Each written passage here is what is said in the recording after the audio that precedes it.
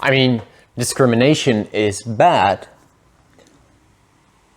but is it fair? Do you know how many people shame so stupid? All people are basically the same. We all have about the same chances to be smart, dumb, woman, man, and whatever. So how could it ever be fair that we are apparently treated differently?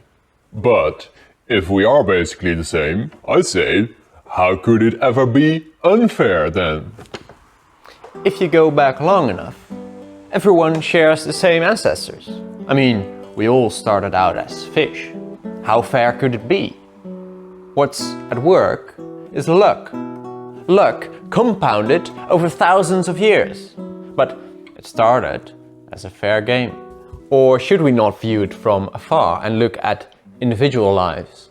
Should individual lives start out with equal chances? Geographically, that sounds good. Places should be about the same in wealth, right? But what about time? My dad was born when there was no internet. Yes, no internet. Just like all our ancestors before that. That's quite unfair, right?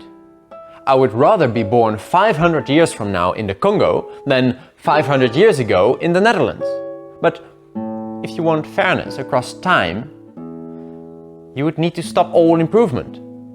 Let's take a look from behind the veil of ignorance from John Rawls. His theory is that if we choose rules for society, we should do so not knowing who we would be in that society.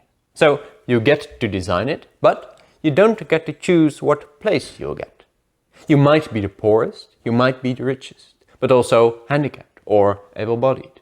But this should, I think, include time. And well, then it gets really complicated. If you don't know space and time, it also doesn't matter whether or not your low rank is a function of time or of location. You should try to lift up all the people from the low points, but it can very well be that the best way to do that over a long period of time is to have relatively high inequality between locations. If, and I'm not saying that this is the case, but if flattening the geographical wealth distribution creates a slower progression of society, a slower improvement, that might not be a good thing, even from behind the veil of ignorance.